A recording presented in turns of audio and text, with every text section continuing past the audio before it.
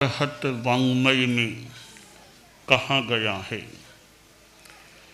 को हो पीइंग पणा सेई मानो विनय नाशनो श्री माया मित्तानि नाशेई लोभो सब्य विनाशनो। हमारे भीतर अनेक वृत्तियां जीवित हैं, जी रही हैं। उन वृत्तियों के कारण हम कभी अच्छे रूप में सामने आते हैं तो कभी दोषी अपराधी के रूप में भी आदमी सामने आ सकता है। हमारे भीतर में जो वृत्तियां हैं वे सद वृत्तियां भी हैं और असत वृत्तियां भी हैं। सत वृत्तियों में शांति का भाव, क्षमा का भाव, निरहंकारता, सरलता, संतोष, इनको मैं सत वृत्तियां कह रहा हूँ। और असत वृत्तियों में गुस्सा, अहंकार, माया, लोभ, काम, ये असद वृत्तियां हो जाती हैं। तो गुस्सा भी, कोप भी एक वृत्ति है।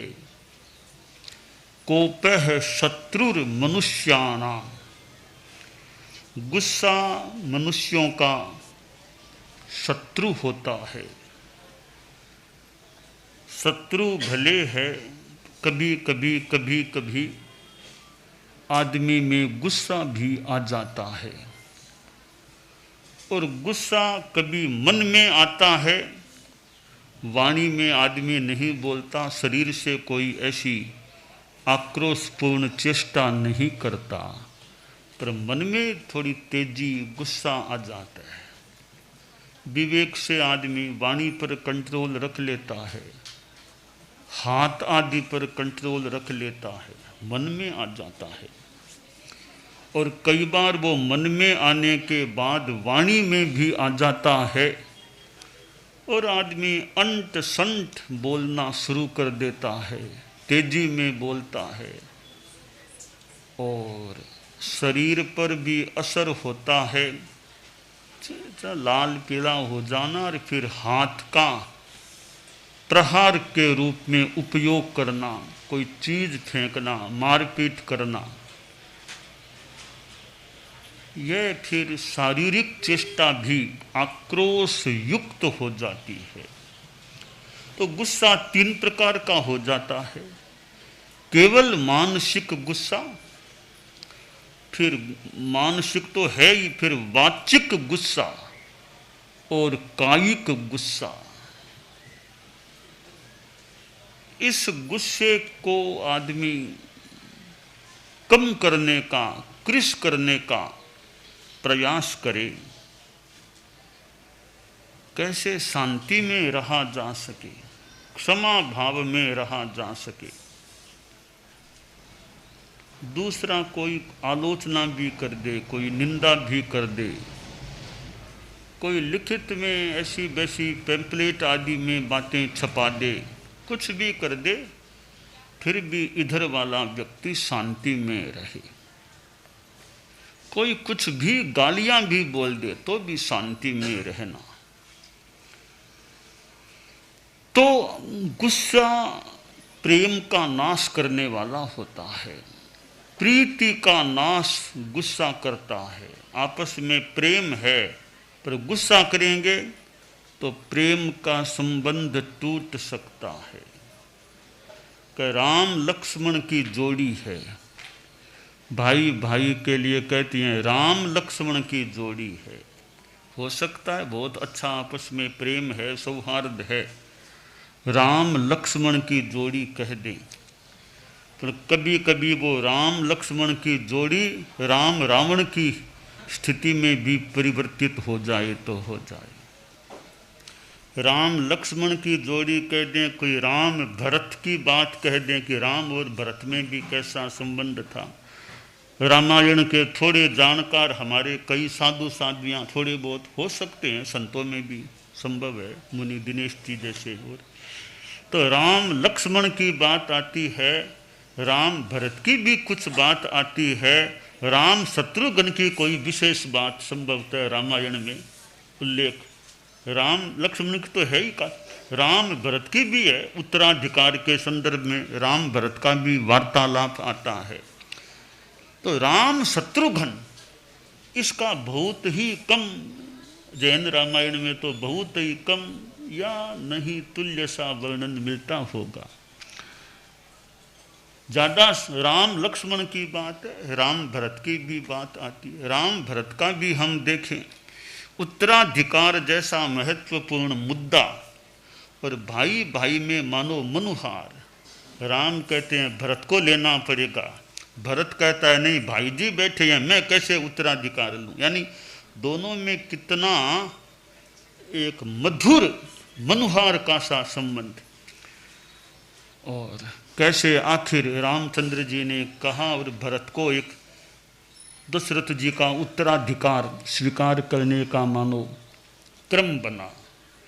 तो यह प्रेम है, परस्पर प्रेम कईयों का अच्छा हो सकता है, परंतु वो उसी जीवन काल में दरार भी पड़ सकती है, संबंधों में खटास और काटव कटुता भी आ सकती है।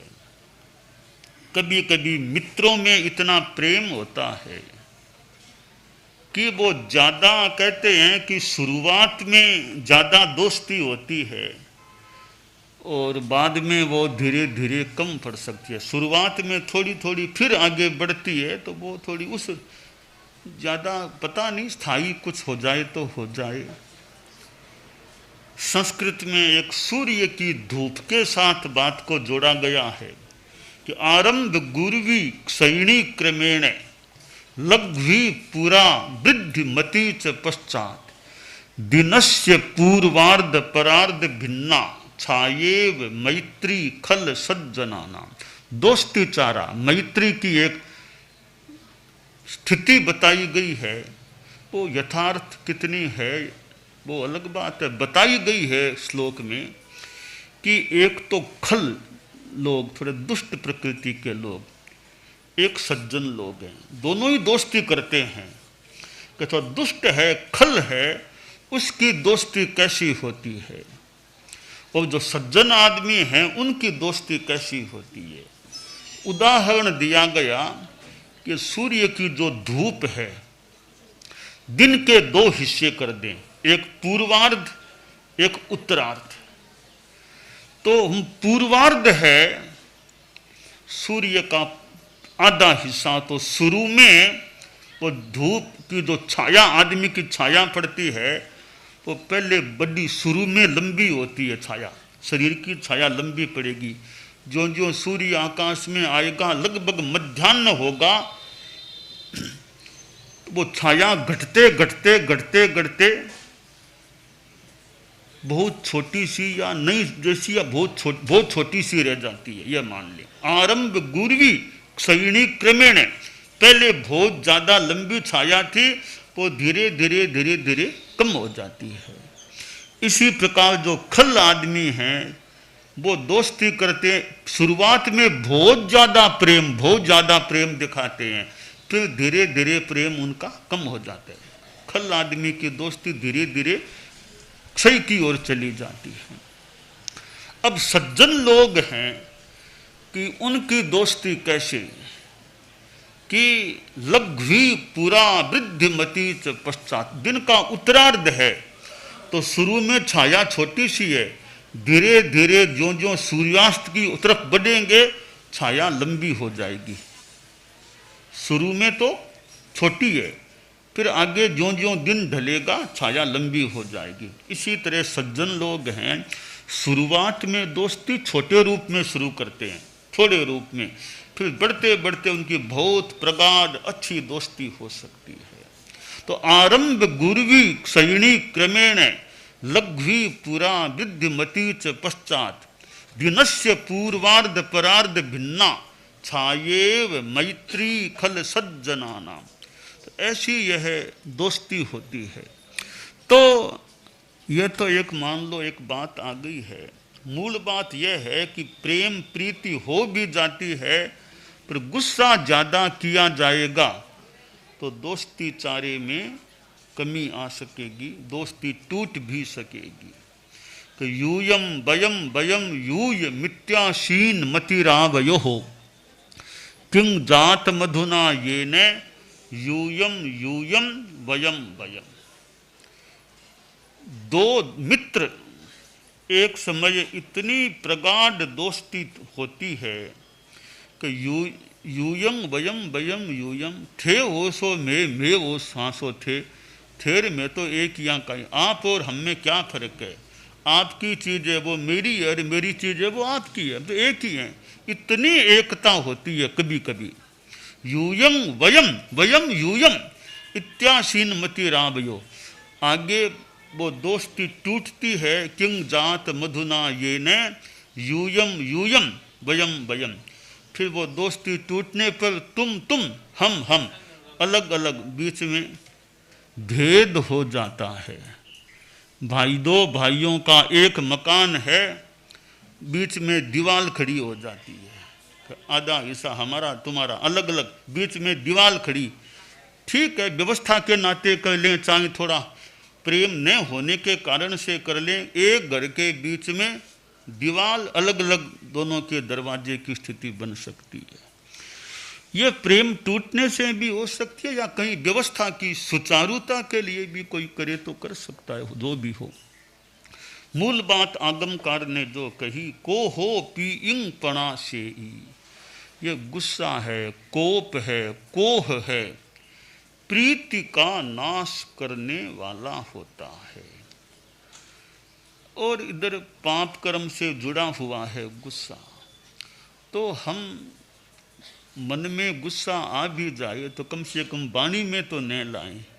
मन में थोड़ी झुंझलाहट आ गई, थोड़ी अप्रीति हो गई, थोड़ी सी नाराजगी मन में आ गई, कम से कम शब्दों में तो कोई अपशब्द तो न बोले, हाथ तो न उठाएं, कोई चीज़ तो न फेंकें गुस्से में आकर, इतना कंट्रोल कर लें। और फिर मन में जो आ गया उसको भी निकालने का प्रयास करें। तो जब प्रेम की स्थिति होती है तो एक तरह से चित्त में शांति भी रह सकती है, घर में परिवार में सौहार्द है, चित्त में शांति है कि भाई भाई, पता तक नहीं चलता कौन सा बेटा किस भाई का है, कि पांच बेटे कौन किसका भी ये पता, इन सब एक में एक से साथ में रहते हैं। यानी इतना प्रगाढ़ प्रेम है कि कौन किसका बेटा ये भी अभेद जैसा मानो हो जाता है। कभी ध्यान से बताए तो भी ये वस्तुतः ये इनके बेटे, ये इनके बेटे, और हैं सब एक में एक, कोई फर्क नहीं, सब भाई भाई, पांचों भाई जितने सब एक में एक, यानी प्रेम का माहौल है। तो क्षमा का भाव रहे, सहिष्णुता का भाव रहे कि हम दूसरों को सहन कर सकें, सहन करने की क्षमता हमारे में बढ़े, अच्छी रहे। और एक परिवार, इस परिवार में इतना अच्छा है, कोई लड़ाई झगड़ा कलह को स्थान नहीं, घर में कलह को बिल्कुल स्थान नहीं है, घर में स्थान अच्छी चीज़ों को है, कलह को स्थान नहीं। तो यह गुस्सा ज़्यादा न आए, तो ये इस संदर्भ में, हालांकि कलह के अनेक कारण हो सकते हैं, गुस्सा भी एक कारण बन सकता है। इधर स्वार्थ हावी हो जाए कि 3 भाई हैं, 4 भाई हैं, 5 भाई हैं, आपस में स्वार्थ जब हावी हो जाएगा, प्रभावी हो जाएगा, तो संबंधों में कटुता और दुराव आने की स्थिति बन सकेगी। एक भाई सोचे ज़्यादा मैं ले लूँ, ज़्यादा संपत्ति मैं ले लूँ, वो वैसा प्रयास करेगा, फिर दूसरे भाई भी थोड़ा दुराव कर सकेंगे। दूसरा है वो अन्य का, मतलब औरों का हित का चिंतन करता है कि बड़े भाई के प्रति सम्मान है, तो बड़ा भाई भी उनका थोड़ा ध्यान रखता होगा ना, तब सम्मान रह सकेगा। बड़ा भाई है, छोटे भाइयों का और भाइयों के बेटों का, परिवार का ध्यान रखेगा, उनके हित का चिंतन करेगा, उनकी चिंता भी यथोचित करेगा, थोड़ा अपना त्याग भी करेगा, तो छोटे भाइयों का बड़े भाई जी के प्रति ज़्यादा इज्जत, सम्मान, विनय का भाव रह सकेगा। बड़े भाई हैं वो खुद के स्वार्थ का ध्यान ज़्यादा देते हैं, बाकी छोटे भाइयों के हित का चिंतन नहीं करते, छोटे भाइयों के पुत्रों का ध्यान नहीं देते। वो ध्यान नहीं देंगे, खुद का स्वार्थ का ज़्यादा ध्यान देंगे तो हो सकता है आज प्रेम है, 2 साल 4 साल 5 साल 10 साल बाद वो छोटे भाई भी कुछ दुराव की स्थिति में आ सकते हैं। तो जहाँ त्याग है, दूसरों के हित का चिंतन है, आदमी दूसरों के लिए कुछ करता है, वहाँ भाइयों भाइयों में भी अच्छा संबंध रह सकता है। तो हमने गुरुदेव तुलसी को भी देखा, मुनि श्री चंपालाल जी स्वामी को भी देखा था, भाई जी महाराज थे। अब तो हमारे संतों में तो बहुत कम होंगे, संतों में बहुत कम होंगे जिन्होंने भाई जी महाराज को देखा हुआ हो। ऐसे संत बहुत ही अलग, यानी गुरुकुलवास में, नारा में तो गुरुकुलवास में जो संत पने में उनको देख चुके हों, यहाँ तो कोई है नहीं वर्तमान में, यहाँ आज की डेट में गुरुकुलवास में जिन्होंने भाई जी महाराज को दीक्षा लेने के बाद देखा हो। शादियों में भी संभवतः मिलने मुश्किल हैं, लगभग वर्तमान के गुरुकुलवास में भाई जी महाराज को दीक्षा लेने के बाद देखा हो। तो हमने देखा था भाई जी महाराज को भी। गुरुदेव तुलसी के बड़े भाई होते थे, गुरुदेव तुलसी छोटे भाई थे। तो भाई भाई तो अनेक मिल सकते हैं, पर भाई भाई का आखिर संबंध कैसा है। और भाई साधु दीक्षा लेने के बाद तो सभी भाई भाई है मान ले, दीक्षा ले ली तो संसार के संबंध की बात छोड़ दें, ये धर्म का संबंध है तो भी साधर्मिक भाई हैं, एक गुरु के शिष्य हैं, तो गुरु उस रूप में मानो भाई भाई हैं। तो हमारे संतों का संसार का जीवन तो कईयों का थोड़ा रहा है, ज़्यादा जीवन तो अब ये धर्म का जीवन, धर्म संग साधु के रूप में ज़्यादा समय बीत गया। तो हम तो ये माने भाई संघ के हमारे साधु हमारे हम साथ हैं, उनको बराबरी ऐसे हैं, कुछ छोटे कुछ बड़े, वो हम भाई भाई हैं, एक गुरु के शिष्य हैं या एक गुरु से दीक्षित हैं, जिस किसी रूप में कि हम तो साधर्मिक हैं, साधर्मिक भाई भाई हैं। तो ये एक व्यावहारिक बात भी है कि आपस में सौहार्दपूर्ण व्यवहार रहे, कि एक दूसरे का अपेक्षानुसार सहयोग कर सकें, एक दूसरे के काम आ सकें। और भाई होने का मतलब क्या है, एक दूसरे के काम आए तो भाई होने का मतलब है, काम नहीं आए मौके पर तो भाई होने का फिर क्या लाभ हुआ।